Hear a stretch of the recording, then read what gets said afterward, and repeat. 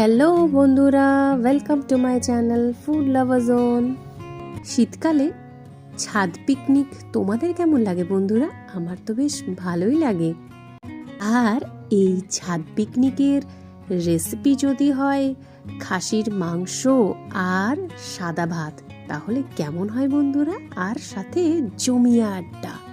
পরিবারের সাথে এই পিকনিক কিন্তু মন্দ লাগে না। আমিও এই পিকনিকটা তোমাদের সাথে শেয়ার করে নিলাম। সেদিন খাসির মাংসটা অসাধারণ হয়েছিল। রেসিপিটা তোমাদের সাথে শেয়ার করলাম। পুরো ভিডিওটা দেখতে থাকো কিন্তু। খাসির মাংসটা অবশ্যই ভালো করে ধুয়ে নিতে হবে। তারপর জল ঝরিয়ে নিয়ে হলুদ, নুন আর কাঁচা সর্ষের তেল আর একটা লেবুর গোটা রস দিয়ে খুব ভালো করে মাখিয়ে নেব সময় ধরে। আর 1 থেকে 1.5 ঘন্টা মতো ম্যারিনেট করে রাখতে পারলে খুব ভালো হয়। ম্যারিনেশনটা হতে থাক আর আমরা মাটনের জন্য বাকি জোগাড়টা করে নিই। এখানে আমি 3টে বড় বড় পেঁয়াজ লম্বা লম্বা করে কুচি করে নিয়েছি, আর 2টো রসুন ছাড়িয়ে নিয়েছি, আর কিছুটা আদা, কাঁচা লঙ্কা আর টমেটো। এখানে আদা আর রসুনটা শিলে বেটে নিয়েছি, সাথে টমেটোটাও শিলে বেটে নিয়েছি, আর কিছুটা পেঁয়াজ বাটাও রেডি করে নিয়েছি। আমি এখানে পুরোটাই শিলে বেটেই রান্নায় দিয়েছি। তোমরা চাইলে মিক্সার গ্রাইন্ডার ইউজ করতেই পারো। এবার কড়াইটা গ্যাসে বসিয়ে দেব, আর তার সাথে 2 টেবিল স্পুন মতো তেল দিয়ে দেব, সাথে কয়েকটা শুকনো লঙ্কা আর কয়েকটা তেজপাতা দিয়ে দেব। তোমরা চাইলে রান্নাটা পুরোটাও ঘিতে করতে পারো, কিন্তু আমি এখানে তেল দিয়েই শুরু করলাম। শীতে পিঠে রোদ লাগিয়ে ছাদে রান্না করতে কিন্তু বেশ ভালোই লাগে, আর তার সাথে পরিবারের সবার সাথে আড্ডা, হাসি ঠাট্টা, অনবদ্য পরিবেশ। এবার যে পেঁয়াজগুলো চপড করে রেখেছিলাম ওগুলো কড়াইয়ের মধ্যে দিয়ে দেব, আর হালকা ব্রাউন হওয়া অবধি ভেজে নেব। কিন্তু হালকা ব্রাউন হয়ে গেলে আরও 2 টেবিল স্পুন মতো তেল কড়াইয়ে দিয়ে দেব। এবার এক এক করে আদা রসুন বাটা, পেঁয়াজ বাটা, টমেটো বাটাগুলো দিতে থাকবো। পিকনিকে এইরকম একটা রেসিপি হলে কিন্তু মন্দ হয় না। এখানে তোমরা সমস্ত জিনিসগুলোর উপকরণগুলো মাংসের যে পরিমাণটা থাকবে সেইভাবেই কিন্তু ঠিক হবে। আমি এখানে যতটা মাংস নিয়েছিলাম সেইভাবেই কিন্তু পরিমাপগুলো দিয়েছি। মাংস এখানে বেশি থাকলে পরিমাণগুলোও কিন্তু বেশি হবে। এবার সমস্ত মশলাগুলো ভাজা হয়ে যাওয়া অবধি অপেক্ষা করব। যে কাঁচা কাঁচা গন্ধটা থাকে, ভাজলে কিন্তু সেই গন্ধটা চলে যাবে। এখানে একটু সময় নিয়ে ধৈর্য ধরে ভাজতে হবে। আর এই যে বাটিটায় রেখেছিলাম মশলাগুলো, সেই বাটিটা ধুয়ে হালকা একটু জল দিয়ে দিলাম, তাতে করে কি হবে, মশলাটা কড়াইয়ে লেগে যাবে না। এবার আস্তে আস্তে একে একে নুন, হলুদ গুঁড়ো এগুলো দিয়ে দেবো আর ভাজতে থাকবো। তোমরা সবাই কিন্তু এই রেসিপিটা পুরো ভিডিওটা দেখবে। কিন্তু আজকে যারা আমার চ্যানেলে প্রথম এই রেসিপিটা দেখছো তাদেরকে সবাইকে অনুরোধ করছি, চ্যানেলটা সাবস্ক্রাইব করো, লাইক বাটনটা হিট করো, আর কমেন্টে জানিও এই রেসিপিটা কেমন লাগলো।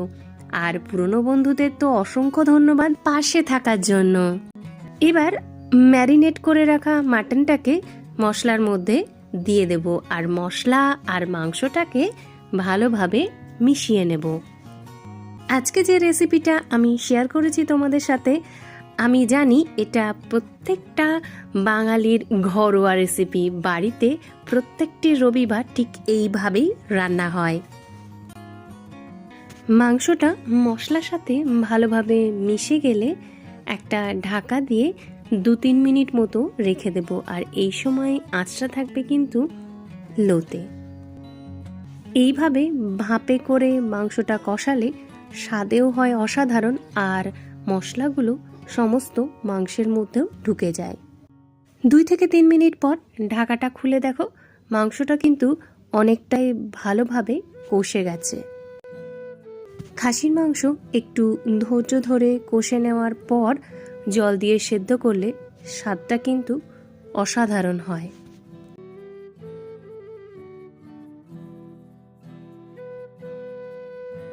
তোমরা পরিমাণ অনুযায়ী নুন দেবে।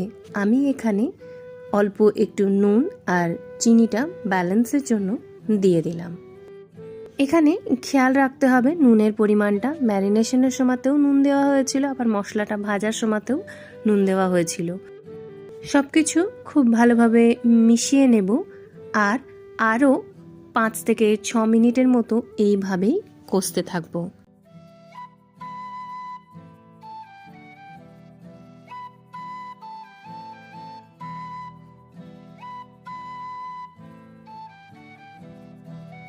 রান্নায় স্বাদে বাড়তি মাত্রা আনার জন্য 1 থেকে 2 টেবিল স্পুন মতো দেশি ঘি দিয়ে দেব।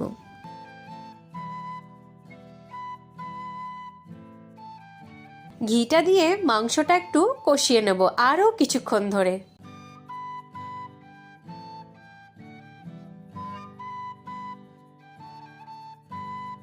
কিছুক্ষণ পরে দেখো তেল বেরোতে শুরু করে দেবে, যেই তখনই বুঝবে মাংসটা একদম কষা হয়ে গেছে। মাংসটা কষা হয়ে গেলে রংটাও কিন্তু চেঞ্জ হয়ে যাবে, দেখে বোঝাই যাবে যে মাংসটা কষা হয়ে গেছে। খাসির কষা মাংসও কিন্তু গরম ভাতের সাথে অসাধারণ লাগে, আর এই সময়তেই যদি একটা পিস দিয়ে টেস্ট করতে দেওয়া হয়, আহা হা হা কি সুন্দর লাগে। ছোট্টবেলাতে আমাদের সবার প্রিয় একটা স্মৃতি, ছোটবেলাতে যখনই মা রান্না করতে বসতো আর আমরা চারপাশে বসে যেতাম, কখন মাংসটা কষা হবে আর মা বলবে দেখতো টেস্টটা কেমন হয়েছে, একটা পিস একটু টেস্ট করে দেখতো। সবাই নিশ্চয়ই রিলেট করতে পারছো। মাংসটা কিন্তু একদম কষা হয়ে গেছে। এবার একটা প্রেসার কুকারে অল্প একটু জল দিয়ে জলটা গরম করতে দেব। এখানে সেদ্ধর জন্য যেটুকু জল লাগবে আমরা সেইটুকুই জল নেব, শুধুমাত্র মাংসটা ভালোভাবে সেদ্ধ করার জন্যই আমরা প্রেসার কুকারে দিচ্ছি।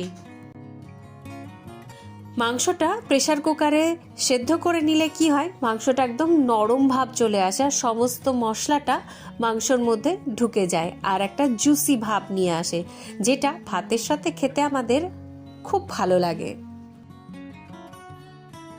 জলটা গরম হয়ে গেছে, এবার মাংসটা প্রেসার কুকারের মধ্যে দিয়ে দেব।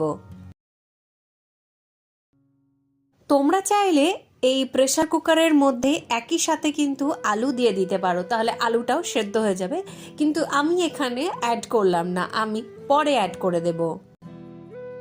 এবার প্রেসার কুকারটা বসিয়ে দিয়ে 5 থেকে 6টা মতো সিটি দিয়ে দেব।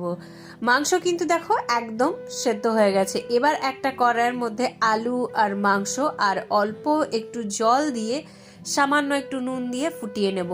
আমাদের মাংস কিন্তু একদম রেডি। পরিমাণ মতো নুনটা দেখে নেবে, আমি এখানে পরিমাণ অনুসারে নুনটা দেখে নিয়েছি।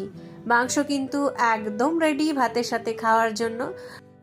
বাড়ির সবাই একসাথে ছাদের মধ্যে রোদে খাসির মাংস আর গরম গরম ভাত খেতে কিন্তু অসাধারণ লাগে, আর সেই রেসিপিটাই আজকে তোমাদের সাথে শেয়ার করলাম, একদম ঘরোয়াভাবে তৈরি। এই রেসিপিটা তোমাদের যদি একটুও ভালো লেগে থাকে তাহলে অবশ্যই লাইক করো, কমেন্টে জানিও তোমাদের এই রেসিপিটা কেমন লাগলো, আর চ্যানেলটা সাবস্ক্রাইব করতে ভুলো না কিন্তু। আবারও নতুন রেসিপি নিয়ে হাজির হয়ে যাব। Till then see you, bye by.